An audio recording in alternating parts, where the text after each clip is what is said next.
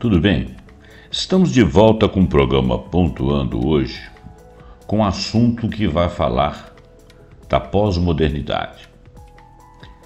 Mas nós escolhemos uma autora aqui para fazer uma espécie de resenha da resenha.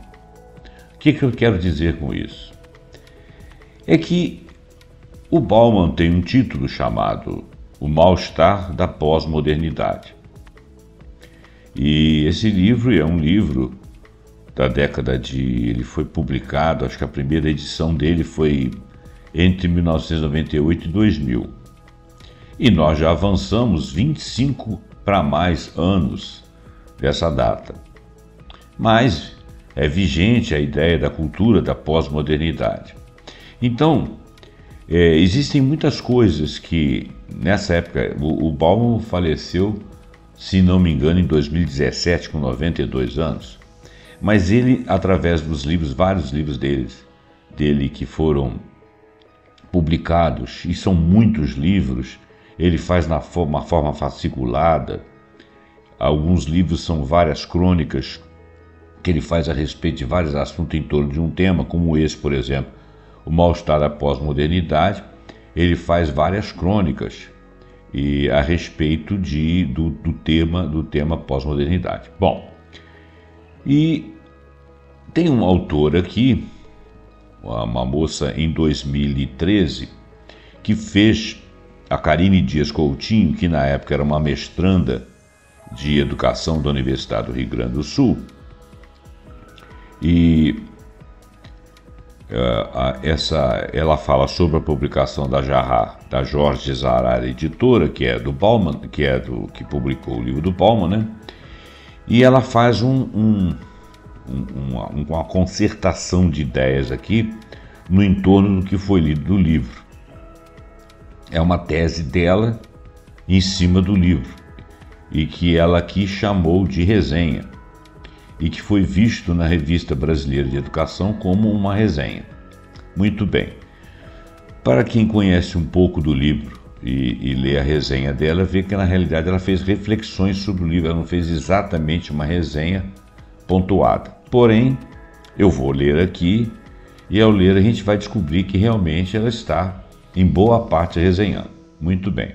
Tem um outro autor, que é o Alexandre Araújo Costa, que fez em 2020 um outro enfoque, quer dizer, uma outra resenha, ou uma pretensa resenha ou análise da obra, e naturalmente o enfoque dele é um enfoque um pouco diferenciado com relação ao dela. E esse autor, ele não traz aqui uma titulação para que eu possa falar, mas essa está na filosofia, na política e no direito. É um texto pequeno, né?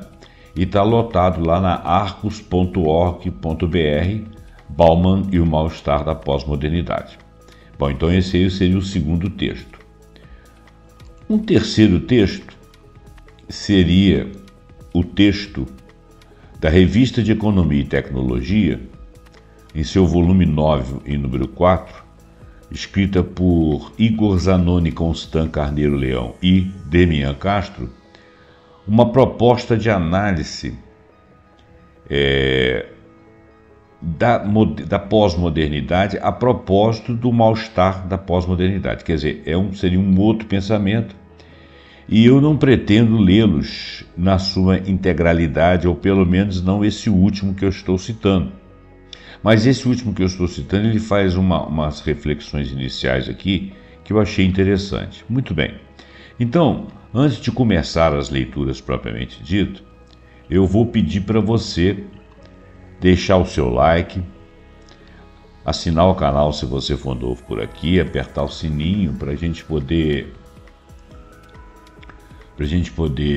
como se diz, todas as vezes que eu lançar um vídeo novo, você ter o YouTube te avisando aí nas suas páginas, no seu e-mail, ou que apareça na sua lead. Muito bem, vamos começar Mais uma vez eu peço o seu like e a sua deferência com o texto,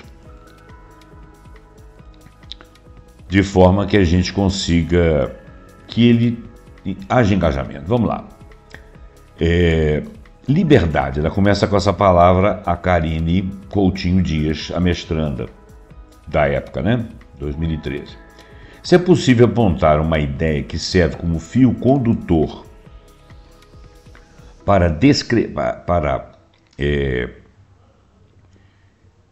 que conduz o Zygmunt Bauman a escrever acerca daquilo que nós poderíamos considerar como inquietações e incômodos do dia a dia ou da vida contemporânea, talvez seja essa a ideia de liberdade, porque tal temática é posta em discussão na maioria dos, se não em todos, os 14 capítulos que compõem o mal-estar da pós-modernidade, mas também, e talvez principalmente, porque a própria ideia de liberdade, que mais do que uma ambição se tornou uma constante e indispensável exigência contemporânea, alimenta as inquietações pós-modernas, diferentemente das inquietações de outrora que nasciam do demasiado desejo de controle e ordem.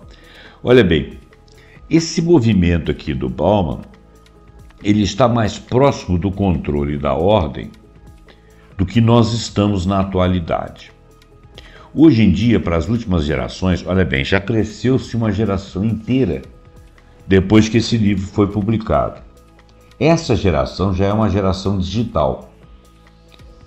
Uma geração que não conheceu uma sociedade mais ordenada, mais hierarquizada, nem de sombra, porque os seus pais já estavam na posição de ir contra isso e gerar outras coisas com menos ordem, com menos controle, que foi a geração anterior.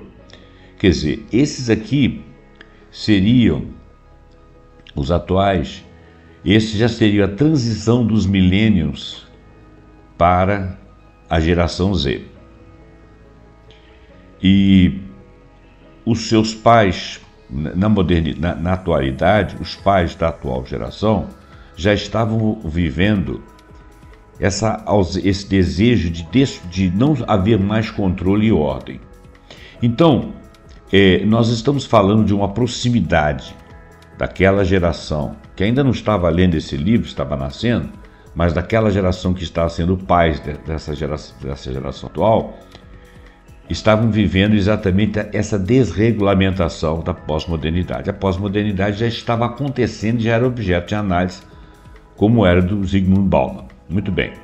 Pelo viés da liberdade individual como condição e demanda pós-moderna que Bauman coloca sob análise algumas transformações e alguns importantes deslocamentos em operação no mundo atual relativamente às condições sobre as quais tratamos de organizar nossas formas de viver.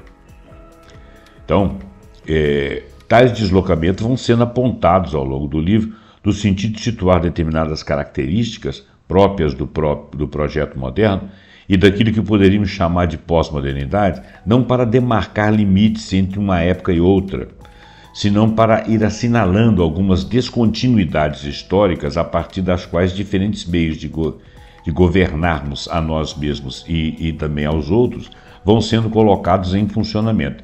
Ele está falando exatamente da transição. Por isso que eu estava dizendo que hoje nós já temos muito dessas coisas que talvez tenham sentido dentro daquilo que ele falou, né? Ele falou isso projetivamente, ou por outra, nós podemos ler essa obra e analisar que projetivamente nós estaremos no lugar onde nós estamos, ou avaliar o quanto daquilo que sobreexiste e o que evoluiu-se no pós-pós. Esse seria o meu raciocínio e que talvez eu passe para você. Então eu vou fazer alguns comentários, não sou embasado em nada, não tenho a sociologia aqui do Bauman, não sou mestrando conforme essa moça em filosofia e sociologia e outros que aqui falarem. Estou apenas levando ideias com vocês. Bom, então olha bem, não se trata de modo algum de uma tentativa de compreender a essência de uma ou outra condição, a condição da moderna e da pós-moderna, descrevendo-as a partir de uma sequência cronológica de fatos, porque nós não estamos, ela não está e ele também não esteve, historiando eventos e fatos. Está fazendo uma análise daquela essência, né? Trata-se de enfatizar determinadas transformações nas formas de condução das vidas das pessoas para colocar em questão algumas contingências dos espaços e tempos que nós já habitávamos, ela em 2013, o Bauman quando concebeu em 2001, 2000, 98, sei lá, e que nos habitam fazendo nosso mundo o que hoje é de nós mesmos e o que nós somos. E muito mais nós dizemos agora, depois de mais 12 anos, do que é esse mundo hoje bastante caótico. Então vamos avaliar o de hoje com relação às projeções ou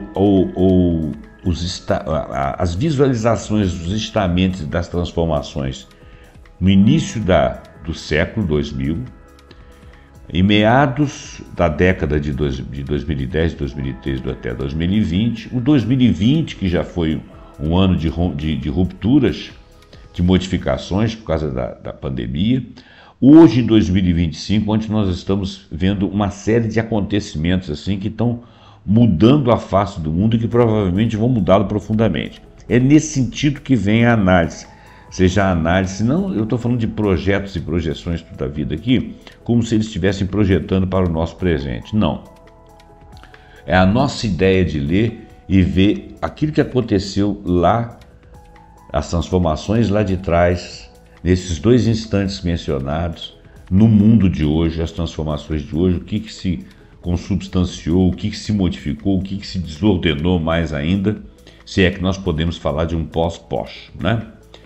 Então, nesse sentido, Bauman salienta que o advento da era moderna coincidiu com a exaltação da ordem, como uma desejável realização capaz de construir um mundo estável, seguro, coerente, límpido, sólido, enfim, puro. Isso é crucial. A era moderna era uma era que queria controlar as coisas, permitir que a vida fosse muito agradável, permitir que a vida tivesse, assim, a gente tivesse capacidade de se antecipar às coisas, que houvesse uma coerência de ideias, inclusive com relação às questões políticas e às questões das transformações na sociedade, as questões de segurança, as questões sanitárias, né? As questões de governança, as questões do mundo onde as coisas estivessem em estamentos sólidos, visíveis, delineados, um mundo purificado da barbárie anterior, das barbáries de outras épocas, um mundo em que a tecnologia, o conhecimento, o iluminismo dotasse de leis, de regras, de conceitos. Isso tudo são palavras minhas, tá? Que é o que eu absorvi do livro. Daí que a descrição supostamente exata e a classificação da totalidade dos aspectos da vida, decifrados, definidos e organizados, seja uma das mais importantes pretensões modernas. Então, isso que ela está falando é mais ou menos a essência do que eu li lá. Mas eu li de forma en passant, por isso que eu estou me baseando nessas análises desses autores aqui, porque eles são plotados na área, né? E acho que eles têm uma competência para chamar a atenção dos pontos mais importantes, e eu fico apenas com os meus comentários a respeito do que eles falam do livro e que carregam muito da minha opinião e da minha cosmovisão, e portanto você pode desconsiderar se achar que não é competente. Mas o texto, esses textos sim são textos que eu considero de pessoas competentes que têm referências. Muito bem. Então, olha bem, daí a descrição supostamente exata e a classificação da totalidade dos aspectos da vida, decifrados, definidos, organizados, seja de uma das mais importantes pretensões modernas. Isso foi uma pretensão de fato. Sob essa perspectiva, aumentariam consideravelmente as chances de intervirmos no mundo, porque totalmente descoberto e explicado pela ciência, manuseado na tecnologia, concebido nos intelectualismos, nas universidades, nas academias, nas filosofias, nas ciências de uma maneira geral. Então, esse mundo seria totalmente descoberto e explicado, que foi isso que ela quis dizer.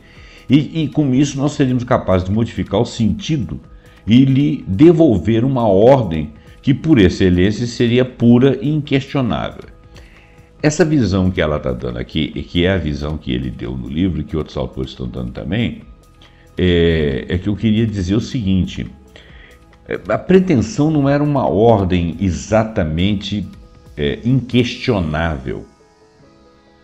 É claro que existiam pensamentos totalitários, pensamentos acima das médias, que seriam a ciência, as academias e os iluministas, e que, portanto, aquilo ali não seria questionável segundo a visão da ciência.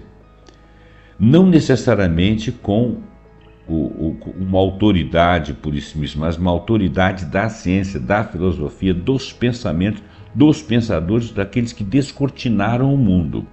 Seria inquestionável no momento em que você tem uma ciência que embasa aquilo, você tem anos e anos de publicações acadêmicas, de pensadores que foram escrutinando a realidade e tentando conter as explicações de um mundo visível para nós e que, portanto, é inquestionavelmente solucionável em certos aspectos.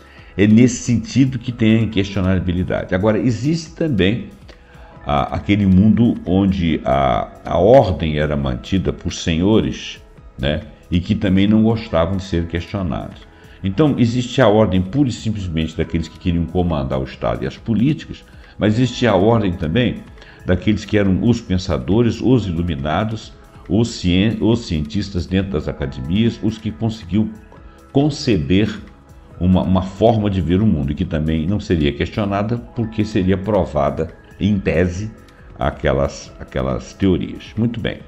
Então, o perfeito mundo moderno, que era o que se pretendia, de todas as formas, em todos os tipos de ordenamento, seria aquele sobre o qual pudéssemos ter o máximo de controle possível. Não apenas um controle político ou de regime político, mas um controle de todas as coisas que pudessem acontecer à nossa volta, que nós pudéssemos dar solução. Exemplo, saúde. Exemplo, educação. Exemplo, ordenamento das coisas. Exemplo, políticas públicas, políticas sociais, as questões mercantis, as questões econômicas, tudo isso deveria estar sob o maior controle possível, com leis, né, dentro do direito, etc.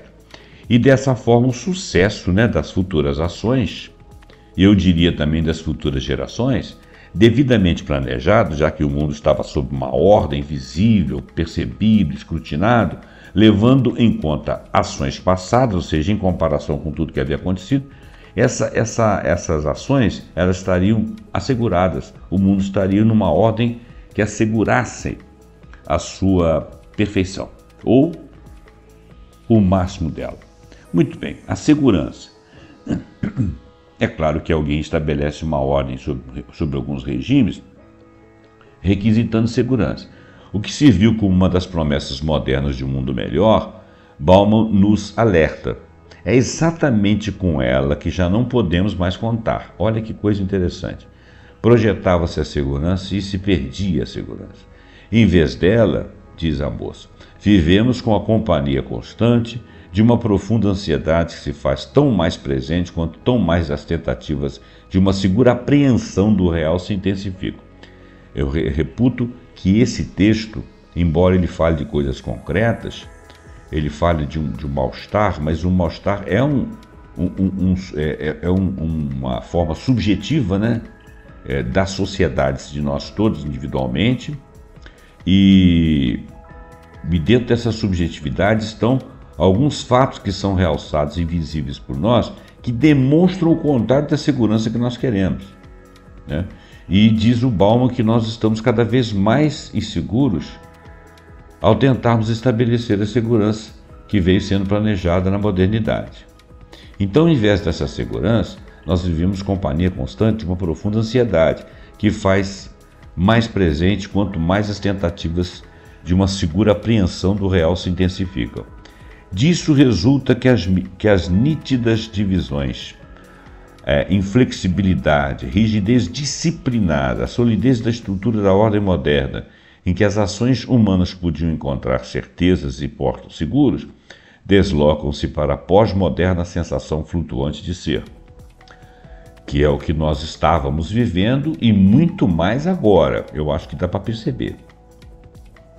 A incerteza e a insegurança, que ocupam lugares cada vez mais centrais nos modos de vida contemporâneos, estão profundamente conectados ao fato de que hoje a organização dos espaços e o controle da ordem, tanto no que se refere aos problemas de ordem coletiva quanto ao da ordem individual, estão passando por um crescente e intenso processo de desregulamentação e privatização, que Bauman chama de a nova desordem do mundo, o que quer que venha a tomar o lugar da política dos blocos de poder assusta por sua falta de coerência e direção e também pela vastidão das possibilidades que pressagia.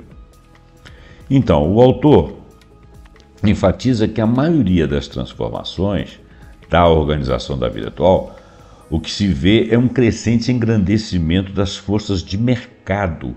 As coisas são muito mercantilizadas e, de uma forma cada vez mais intensa, chamam para si, porque conferirmos isso a elas, a função de conduzir a ordem do mundo.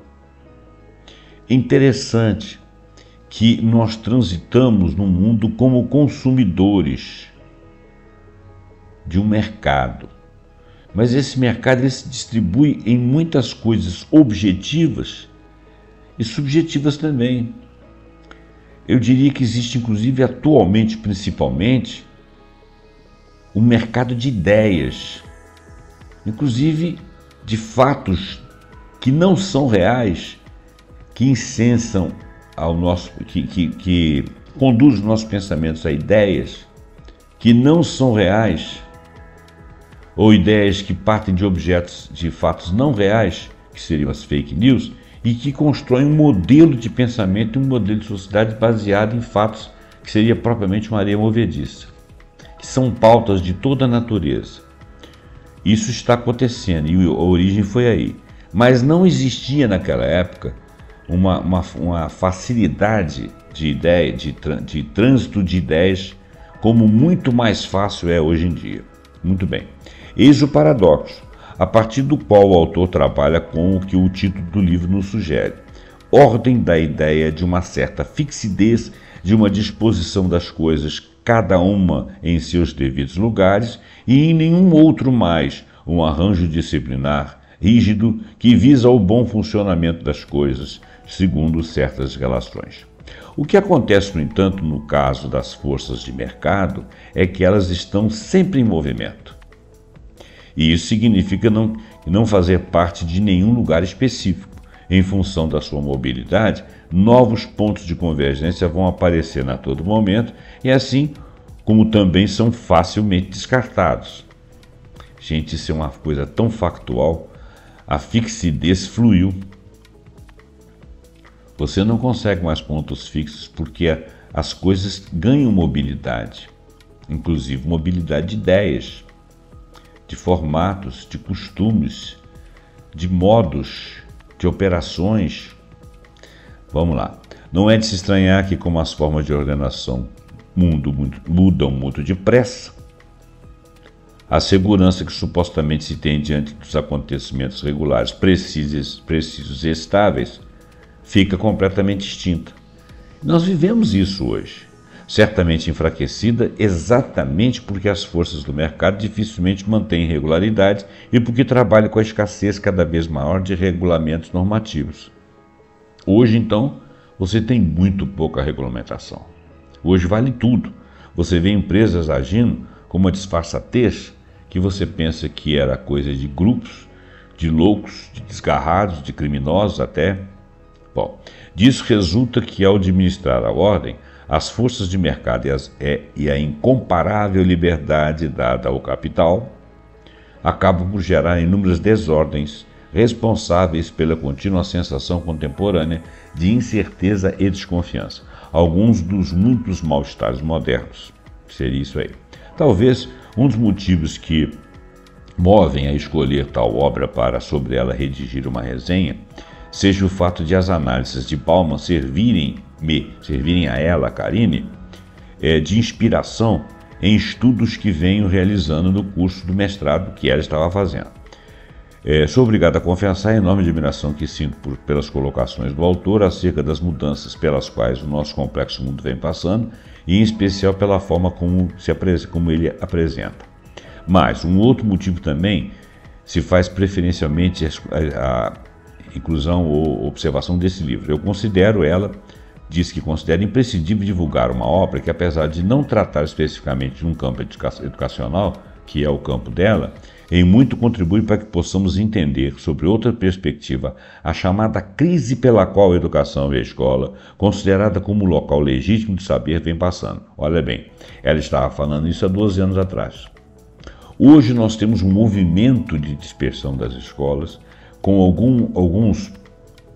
algumas empresas, algumas partes da sociedade controlando o pensamento dentro das escolas públicas e tentando influir nos governos, através de ONGs, na sociedade de uma maneira geral, e inclusive adquirindo escolas públicas dentro dos ministérios. Isso está acontecendo atualmente.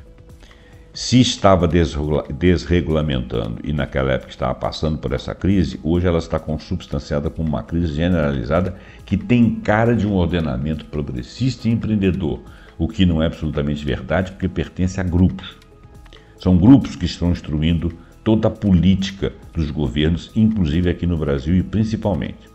Tal contribuição se assentou dele, do Zygmunt Bauman, à questão da educação, se assentou a se levarmos em conta o fato de que vivemos em uma época em que o neoliberalismo tem uma significativa predominância sobre outras formas de racionalidade política, ou seja, sobre outras formas de efetivação do exercício do governo, de sujeitos que correspondem à lógica competitiva neoliberal, o que eu tenho falado da questão do empreendedorismo, da questão do estabelecimento de grupos dentro das ONGs que vão governar com as suas ideias aquilo que seria educação para interesse desses grupos particularmente. Isso é uma manobra neoliberal explícita que ali estava sendo gestada e hoje está constituindo-se.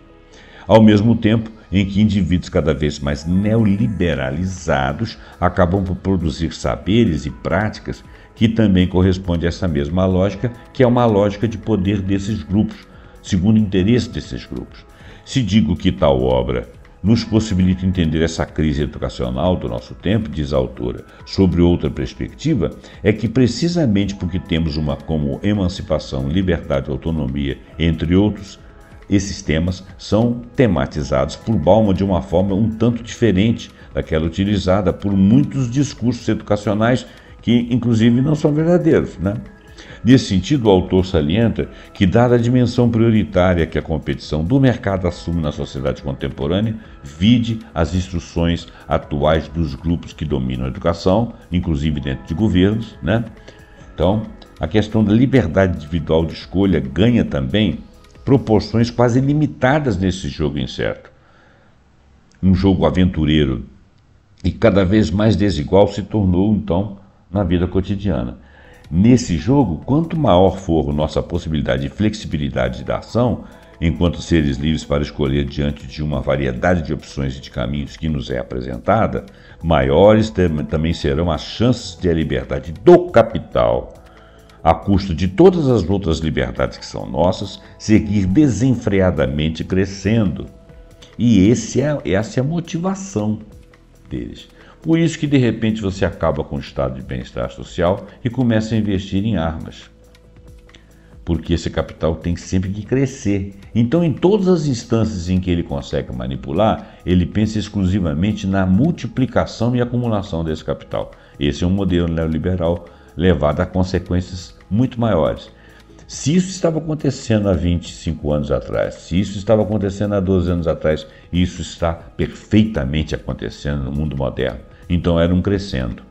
Essa era a pós-modernidade.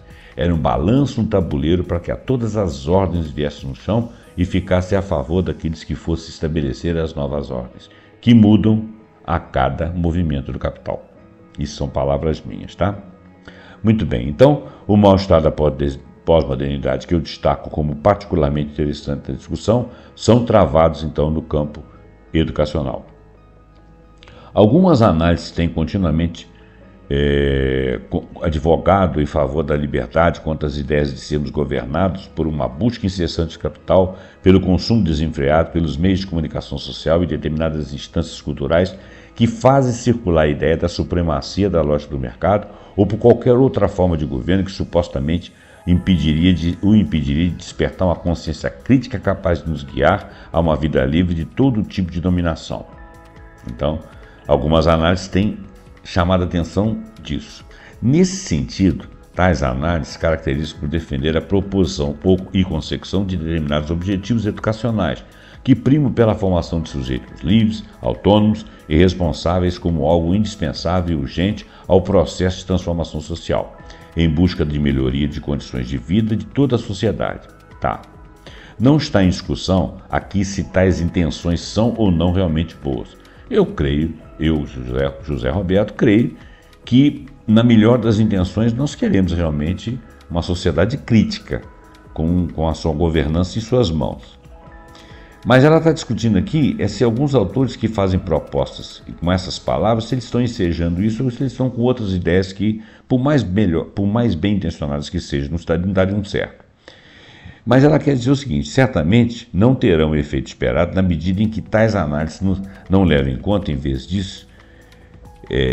ser o outro do governo constituindo-se como uma barreira a ele. A liberdade é exatamente o meio através do qual o governo pode assegurar seus fins, ou seja, é um recurso do governo para que ele se efetive mais rápido e eficientemente.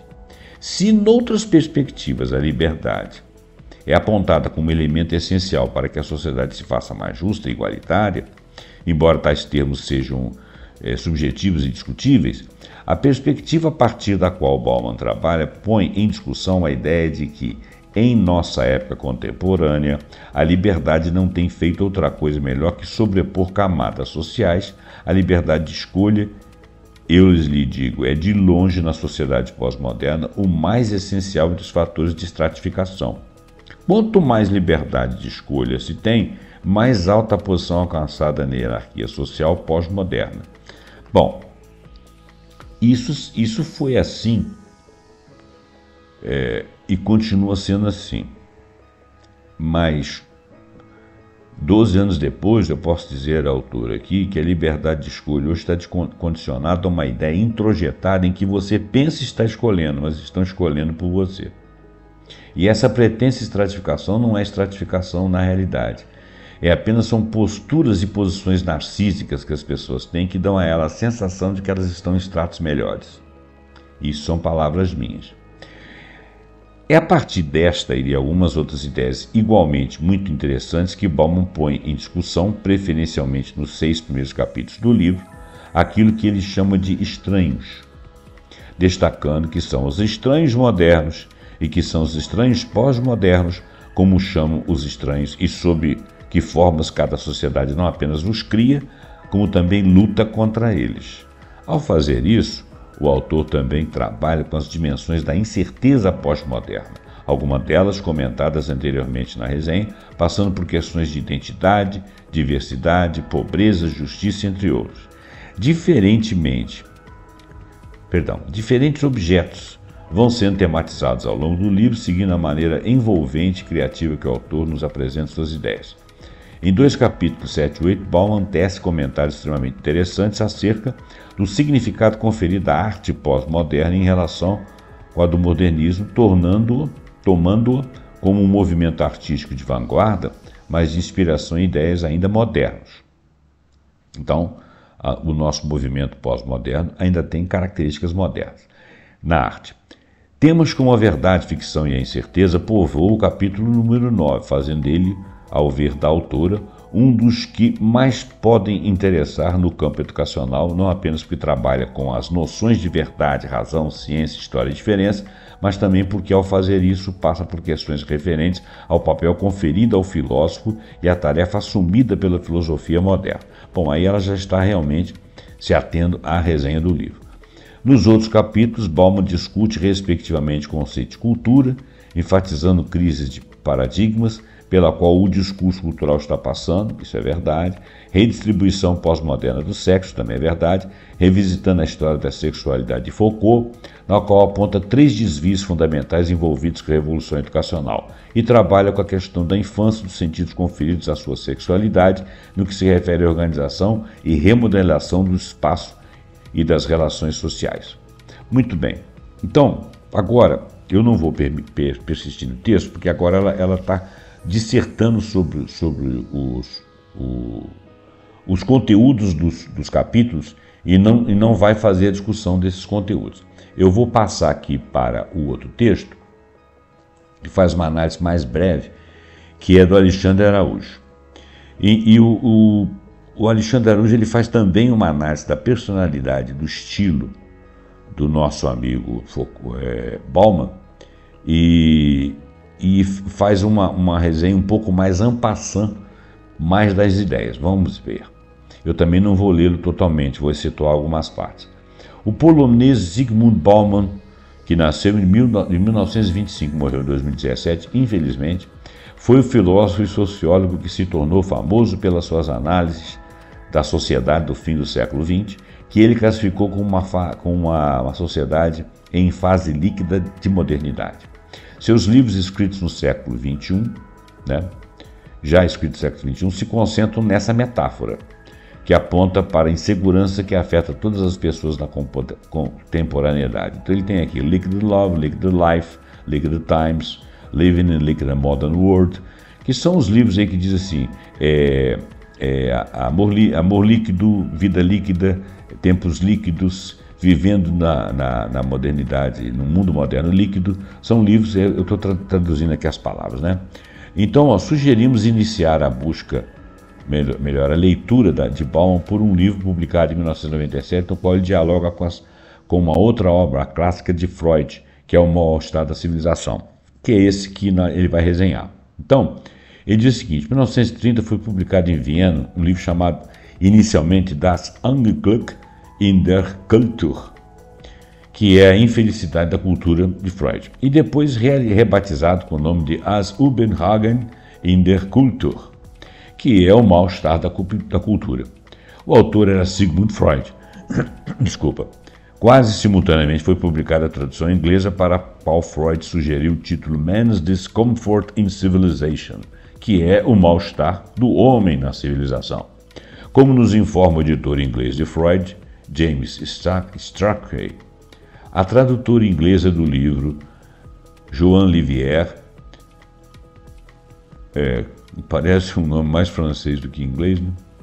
Por algum tempo trabalhou, em vez disso, com o conceito de malaise, mas finalmente escolheu o título Civilizations and Discontent, que ficou consagrado em português como o mal-estar da civilização. Bom, isso não vem muito ao caso, né? É sob esse título que o provocador desafio de Freud ao folclore da modernidade penetrou em nossa consciência coletiva e, afinal, modelou o nosso pensamento a propósito das consequências intencionais e também as não intencionais das aventuras da vida moderna. Nós sabemos agora que a história da modernidade que o livro contava, ainda que seu autor preferisse falar de Kultur ou civilização, que só a sociedade moderna pensou em si mesma como uma atividade de cultura ou de civilização e agiu sobre esse autoconhecimento com os resultados que Freud passou a estudar, que sejam civilização moderna e, por consequência, um pleonasmo, porque a modernidade já estava incluída a ideia de civilização. Bom, isso é uma consideração de época, né? Você ganha alguma coisa, mas habitualmente perde em troca de alguma coisa. A partir daí a mensagem de Freud. Assim como cultura ou civilização, modernidade é mais ou menos beleza, essa coisa inútil que esperamos ser valorizada pela civilização. Limpeza, a sujeira de qualquer espécie, parece-nos incompatível com civilização. Ordem, uma espécie de compulsão à repetição que, quando um regulamento foi definitivamente estabelecido, decide quando, onde e como as coisas devem ser feitas, de modo que toda circunstância semelhante haja, ou seja, não haja nenhuma hesitação em decisão, e, portanto, estabelece-se a ordem. A beleza, isto é tudo que dá o sublime prazer de harmonia e perfeição. Pureza e ordem são ganhos que não devem ser desprezados e que certamente Se abandonados, irão provocar indignação, resistência e lamentação.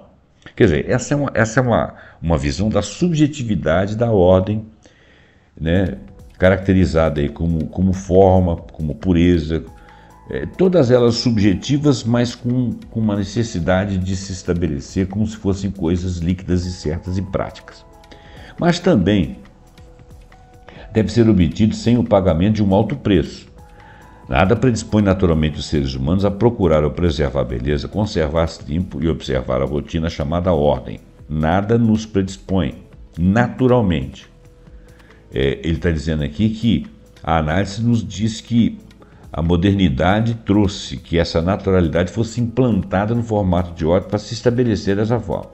Então, ó, se eles parecem aqui e ali apresentar tal instinto na civilização, os homens, os seres humanos, deve ser a inclinação criada e adquirida, ensinada, o sinal mais certo de uma civilização em atividade. O que ele está querendo dizer é o seguinte: essas coisas não são naturais, elas são ensinadas por meia dúzia. É que é a mesma temática que nós tocamos lá, quando se estabeleceu a ordem, se quis criar algo que fosse imutável, imexível, naturalmente belo, naturalmente puro, naturalmente agradável, naturalmente correto, dentro das leis, e que em alguns momentos era uma coisa assim, feita inflexivelmente como ordenamento, mas de outra forma era esperado daquilo que se considerava como uma civilização.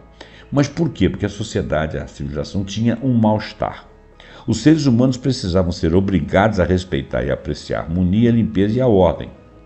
Parece que era assim que funcionava. Sua liberdade de agir com seus próprios impulsos deve ser preparada para conduzir os seus impulsos a bons ordenamentos. A coerção é dolorosa, a defesa contra o sofrimento gera seus próprios sofrimentos. Muito bem. A civilização então se constrói sob uma renúncia ao instinto, ou seja, as pessoas são menos instintivas e mais autogeridas segundo uma ordem. Especialmente assim, Freud nos diz, a civilização, leia-se modernidade, impõe grandes sacrifícios à sexualidade, à agressividade do homem. O homem deve ter em si um caráter civilizado, que fica redundante, né? Ou pleonásmico, né? Civilidade e civilização. Mas que civilização que nós criamos para que ele seja civilizado? A civilização do ordenamento.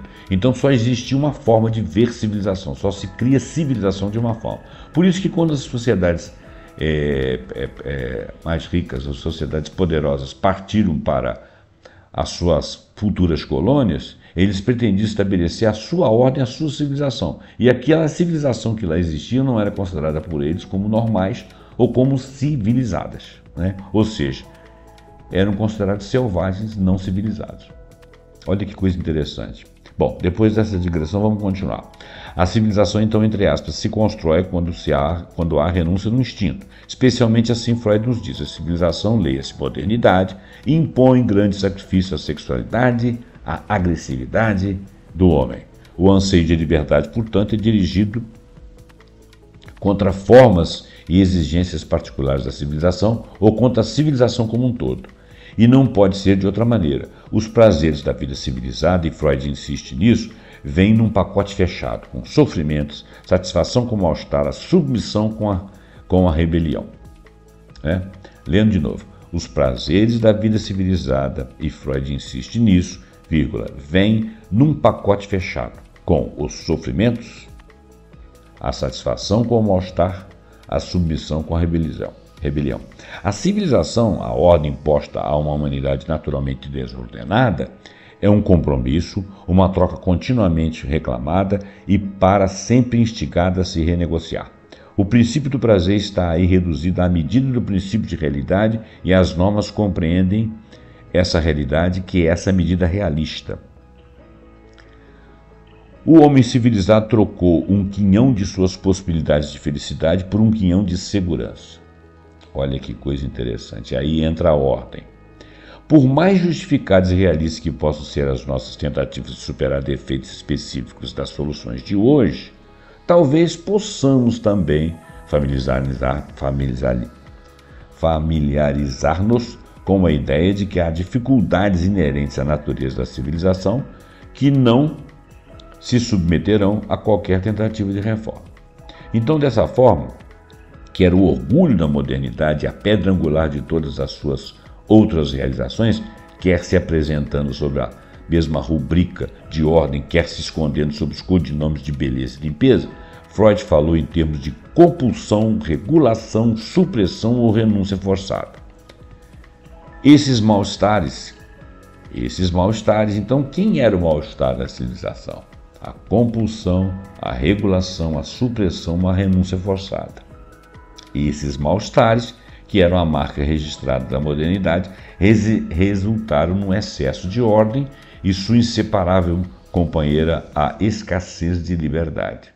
A segurança ante a tripla ameaça escondida no frágil corpo, o indômito mundo e os agressivos vizinhos chamados para o sacrifício da liberdade, primeiramente, antes de tudo, a liberdade do indivíduo para a procura do prazer, e dentro da estrutura de uma civilização concentrada na segurança, mais liberdade significa menos mal-estar. Óbvio. Dentro da estrutura de uma civilização que escolheu limitar a liberdade em nome da segurança, mais ordem significa, então, mais mal-estar. Claro. Então, nossa hora, contudo, é a da desregulamentação.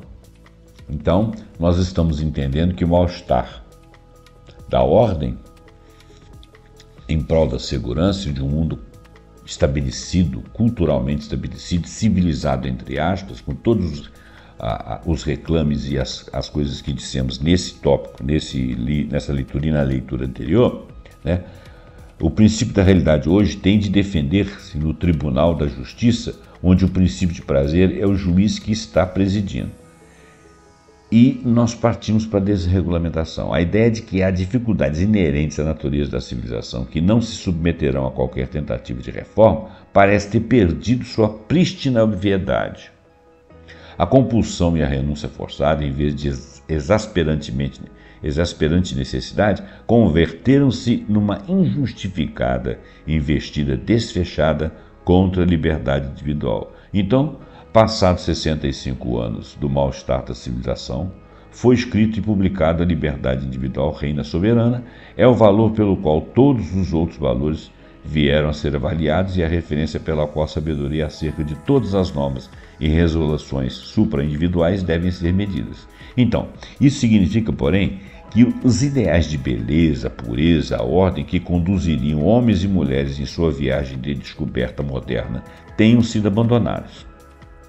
Né? Não significa. Agora, todavia, eles devem ser perseguidos e realizados através da espontaneidade, do desejo e do esforço individuais. Então, ele está caracterizando aí uma quebra da ordem, a procura das mesmas coisas, mas de maneira mais libertária. Em sua versão presente, ou seja, pós-moderna, a modernidade parece ter encontrado a pedra filosofal que Freud repudiou como uma fantasia ingênua e perniciosa. Ela pretende fundir os metais preciosos da ordem limpa, da ordem da limpeza, da ordem diretamente ligada ao ouro do humano, do demasiadamente humano, reclamo do prazer, de sempre mais prazer e sempre mais aprazível prazer, um reclamo outrora desacreditado como a base e sempre condenado como autodestrutivo. Quer dizer, o libidinoso era autodestrutivo.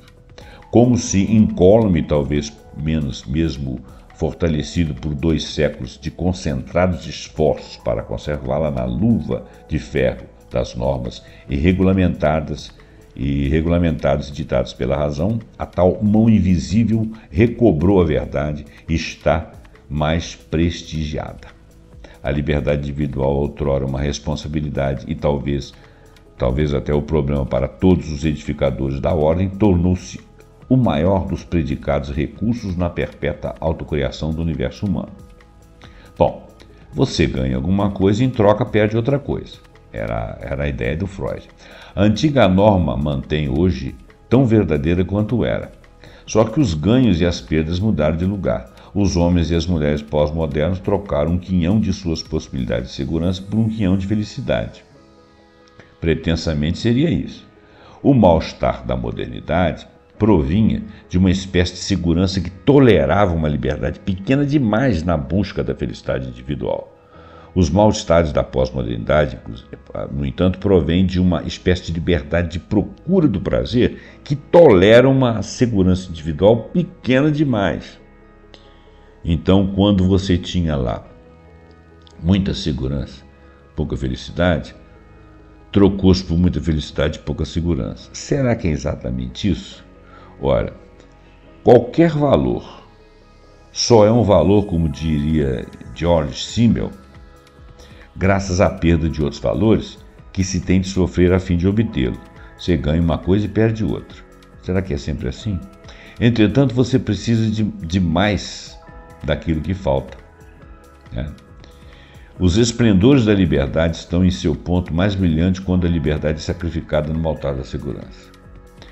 Quando é a vez da segurança ser sacrificada no altar da liberdade individual, ela furta muito do brilho da antiga vítima. Se obscuros e monótonos dias assombraram os que procuravam a segurança, noites insones são a desgraça dos mais livres. Em ambos os casos, a felicidade só sobra. Ouçamos Freud novamente. Estamos supondo, assim, que só podemos extrair intenso deleite de um contraste e muito pouco de um estado de coisas. Por quê? Porque o que chamamos de felicidade vem da preferivelmente repentina satisfação de necessidades represadas até um alto grau, e por natureza só é possível como fenômeno episódico. Sem dúvida, liberdade sem segurança não assegura mais firmemente uma provisão de felicidade do que segurança sem liberdade. Uma disposição diferente das questões humanas não é necessariamente um passo adiante no caminho da maior felicidade. Só parece ser tal no momento em que se está fazendo. A reavaliação de todos os valores é um momento feliz, estimulante, mas os valores reavaliados não garantem necessariamente um estado de satisfação. Não há nenhum ganho sem perda, e a esperança de uma purificação admirável dos ganhos a partir das perdas é tão fútil quanto o sonho proverbial de um almoço de graça.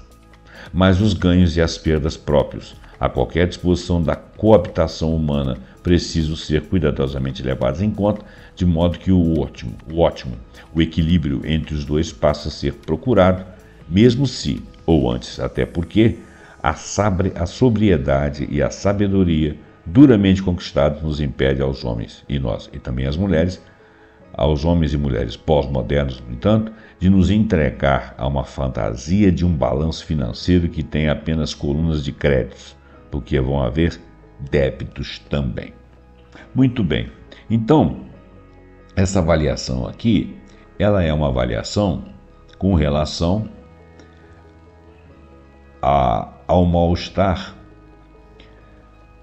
Ele falou muito mais da transição da modernidade para a pós-modernidade, sem objetivamente defender nenhuma das duas teses. Claro, não é na função dele. Mas ele não mostra o mundo pós-moderno muito mais esperançoso, né? A visão dele é uma visão de perdas e ganhos. É como se a sociedade continuasse patinando. É uma visão que eu respeito, mas ela poderia ter sido um pouco mais ampla. No entanto, ele fez uma avaliação de Freud que a gente não tinha. Achei interessante. Bom, agora, a última parte do nosso vídeo, que já está ficando grande aqui, eu vou ler apenas uma página da análise da Revista Econômica e Tecnológica no setor Opinião, de Igor Zanoni, Constant Carneiro Leão e de Demian Castro, que ele faz a discussão do autor baseado na obra de Zygmunt Bauman, e ele inicia fazendo uma análise dessa pós-modernidade. São no máximo 2 páginas, então mais uns minutinhos apenas. Essa crítica pretende apresentar os principais sentidos em que o termo pós-modernidade é entendido no livro de Zygmunt Bauman. E isso é que eu estou achando interessante, porque nós vimos 2 visões, uma ligada mais à área de educação e estabelecimento, né? A forma como nós agimos na sociedade. O segundo também levando em consideração mais o peso da modernidade com a sua ordem, uma ordem horizontal, uma ordem vertical de comando, de mando, de medos, de renúncias para uma sociedade mais solta, em que você teve que fazer opções de perder algo para ganhar outros, mas que também provocou sofrimento. Essas duas análises que são filosóficas, psicológicas, subjetivas, aqui ele tenta falar mais de um movimento de pós-modernidade. Então vamos lá. A princípio, uma moda em ciências sociais, a pós-modernidade hoje é um tema de pesquisa estudado por um conjunto de grandes pensadores, autores inclusive o Bauman, sociólogo polonês radicado na Inglaterra, que foi um dos mais férteis escritores, tendo diversos livros publicados. Isso nós todos sabemos. O nosso propósito deles é, a partir da leitura crítica do livro, fazer a leitura crítica para nosso problemático conceito de pós-modernidade. Eu também considero esse conceito de pós-modernidade problemático, talvez por motivos diferentes deles, né? Porque eles têm mais cultura do que eu. Diversos autores recusam o conceito aqui, mas o aceitamos apenas para demarcar uma época de crise nas relações de sociabilidade e do espaço público, tal como indicado no livro que aqui relatamos. Para nós é fundamental que o conceito de pós-modernidade do autor esteja ligado especialmente à desregulamentação do mundo do trabalho na época da mundialização do capital. Vocês veem que é um enfoque um pouco diferente. O título do livro, como imediatamente se percebe, parodia o ensaio de Freud, publicado em 1930, denominado em inglês Civilization and its Discontents, um consagrado e tal, parará, mal-estar da civilização. Note-se que o título procura seguir uma similitude com o título em português, na medida em que o original em inglês é Postmodernity and its Discontents. Quer dizer, em inglês manteve-se em português a tendência do nome, o mal-estar da civilização, o mal-estar da pós-modernidade. Na verdade, Freud preferiu o termo cultura ao termo civilização, indicando características do modernismo a partir da troca entre expressões plenas da libido por um esforço na construção da cultura moderna que exigia uma dose apreciável de contenção ou repressão. Para Bauman, citando Freud, a civilização se constrói sob uma renúncia ao instinto, né?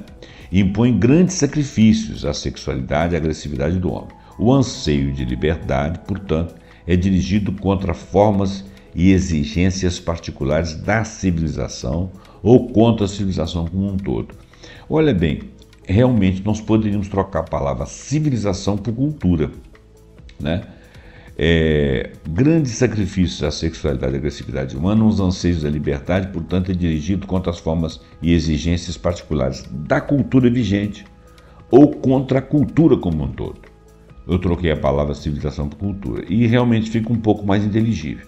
Trata-se de uma troca entre as possibilidades de gratificação por um quinhão de segurança, ao mesmo tempo em que há uma dificuldade inerente à natureza da civilização ou da cultura que impedem qualquer tentativa de reforma, porque você teme perder segurança. A civilização, ou a cultura, ou ainda a modernidade, troca sentidos com os termos beleza, limpeza ou ordem e consiste na compulsão à repetição de um regulamento estabelecido sem hesitação ou indecisão. Sempre aquilo. Então, estão em jogo aí o princípio do prazer e o princípio de realidade. O mal-estar vem precisamente da limitação da liberdade de seguir as pulsões da libido em troca de mais segurança ante a ameaça inerente à fragilidade do corpo, à agressividade do mundo e dos seus vizinhos. Para Bauman, a pós-modernidade se caracteriza, contudo, pela desregulamentação. Segundo o autor, a pós-modernidade pretende fundir a ordem limpa com o reclamo do prazer, privilegiando a liberdade individual como o maior predicado na contínua autocriação de um universo humano. Como enfatiza, os homens e as mulheres na os homens e as mulheres. Desculpa que aqui ficou errado. Eu vou ler meu jeito. Como enfatiza, os homens e as mulheres na pós-modernidade trocaram parte de sua segurança por mais felicidade, e os mal-estares da pós-modernidade provêm de uma liberdade na procura do prazer que tolera uma segurança individual ameaçada. A partir desse referencial, o livro de Bauman enfeixa um conjunto de textos mais ou menos independentes, tentando descrever ao mesmo tempo característica da cultura pós-moderna e dos mal-estares que ela implica. Inicia indicando a ideia ou a visão estética da pureza na vida moderna. A pureza é uma percepção de ordem caracterizada por um julgamento sobre o justo lugar das coisas e dos seres humanos. O oposto da pureza é o que está fora do lugar. O que caracteriza a impureza é a localização em uma ordem de coisas ideal. O interesse pela pureza está associado ao interesse pela higiene e à preocupação com a fragilidade da ordem e da hierarquia, como uma forma de ter uma razoável esperança de que hábitos e expectativas, bem como habilidades, podem levar a uma organização melhor do mundo. Muito frequentemente são outros seres humanos que são concebidos como um obstáculo para tal organização do ambiente e para tal ordem desejada. Esse sentido envolve uma definição do que são as pessoas do lugar e aquelas que são estranhas, incompatíveis com a renovação permanente de um mundo habitado e organizado. Ou seja, isso é uma cultura privilegiada de certos grupos, que se autodenominam civilizados e que querem impor civilização a outros. É isso? Isso estava incomodando os próprios, entre aspas, civilizados. A modernidade consistiu então numa época em que a colocação de ordem dependeu do desmantelamento da ordem tradicional, implicando um permanente recomeço aos seres humanos, envolvendo sempre um perigo consistente com a instabilidade e a inconstância, e o incômodo da dificuldade de instalar uma ordem segura contra desafios que venham a surgir sempre. Não é casual que na época moderna muitas vezes se tenha buscado nada deixar ao acaso e erradicar os estranhos, os incivilizados, os esquisitos, né? Aqueles com hábitos permissivos, os estranhos, né? A partir de soluções totalitárias, como dá exemplo o nazismo, entre outras ideologias. Bom, olha só. O que caracteriza a época atual é uma indiferença crescente do Estado para com a tarefa de promover uma ordem singular e abrangente, ao mesmo tempo em que se percebe uma falta de interesse em organizar a desordem do mundo. Os homens pós-modernos apreciam novas experiências e preferem ser seduzidos pela aventura e ter opções abertas diante de qualquer fixação. Isso se relaciona com a figura dos seres humanos identificados principalmente como consumidores, sempre ávidos de novas sensações e experiências. Os novos impuros são aqueles que sejam redundantes para o mercado consumidor, exatamente porque são consumidores falhos. Olha que coisa incrível.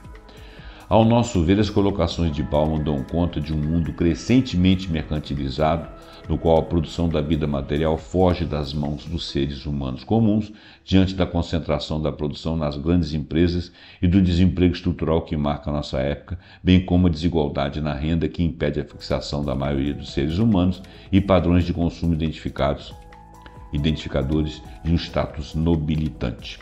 Realmente, o mundo se torna um lugar de produção da população excedente que precisa ser limpa, como parecem pensar os partidos nacionalistas de direita na Europa, e por toda a parte, o movimento neonazista com suas vítimas preferenciais entre negros, pobres e homossexuais, todos implicando uma desordem num mundo idealizado de padrões fixos de realização pessoal, marcado pela renda e pela preferência sexual. Bom, então olha bem. Ele já chegou na atualidade com esse texto aqui. Eu não vou prosseguir porque realmente ele faz várias outras digressões, mas ele chegou, eu cheguei onde é que eu queria dizer aqui. Então olha bem, o que está acontecendo assim, da análise que eu quero enfatizar? O mundo da ordem foi desordenado. Hoje nós sofremos essa desordenação muito dentro de um poder que nos dá uma regra subreptícia, né, que nós introjetamos, e a regra é sempre mudar para sempre se estabelecer, reestabelecer em outros parâmetros. Tudo a favor de um pensamento dominante é o pensamento do capital que todas as áreas invade.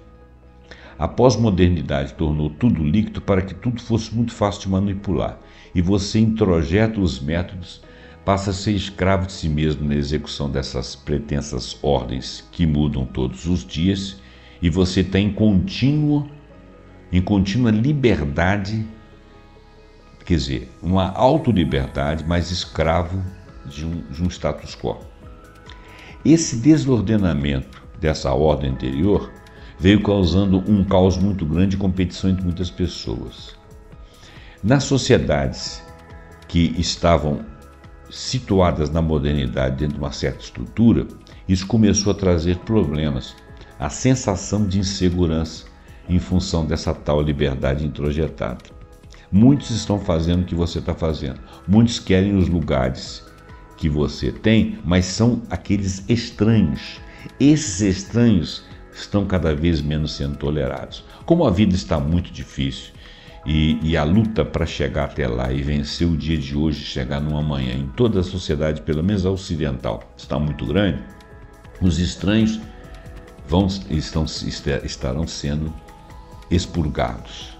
É onde aparecem as ideias nacionalistas, é onde se reestabelecem conceitos antigos. Nós estamos no limiar desse perigo.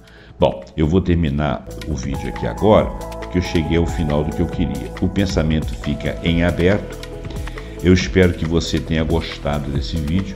Foi um vídeo muito longo, com muitos pensamentos. Deixa aí seu comentário, deixa o seu like, compartilha e até o próximo programa pontuando com algum assunto que nós acharmos muito interessante. Até lá, muito obrigado.